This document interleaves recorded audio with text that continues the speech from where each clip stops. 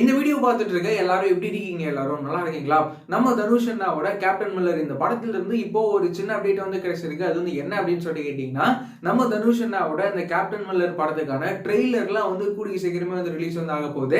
இந்த விஷயத்த நம்ம தனுஷ் அண்ணாவே வந்து அஃபிஷியலா சோஷியல் மீடியால அவர் வந்து சொல்லியிருக்காரு. அது மட்டும் இல்லாம கூடவே வந்து இன்னொரு அப்டேட்டும் வந்து பாத்தீங்கன்னா கிடைச்சிருக்கு. அது வந்து என்ன அப்படின்னு சொல்லிட்டு கேட்டீங்கன்னா, நம்ம தனுஷ் அண்ணாவோட அந்த கேப்டன் மில்லர் படத்துக்கான ஆடியோ லான்ச்லாம் வந்து ஜான்வரி ஃபர்ஸ்ட் வீக்ல நடத்த வந்து பிளான் வந்து பண்ணியிருக்காங்க அப்படின்னு சொல்லிட்டு இந்த மாதிரியான நியூஸ் இப்போ வந்து பார்த்தீங்கன்னா கிடைச்சிருக்கு. கூடிய சீக்கிரமே இதுக்கான அஃபிஷியலான அனௌன்ஸ்மெண்ட்லாம் வந்து கூடிய சீக்கிரமே வந்து வரும் அப்படின்னு சொல்லிட்டு நம்ம வந்து எதிர்பார்க்கலாம்.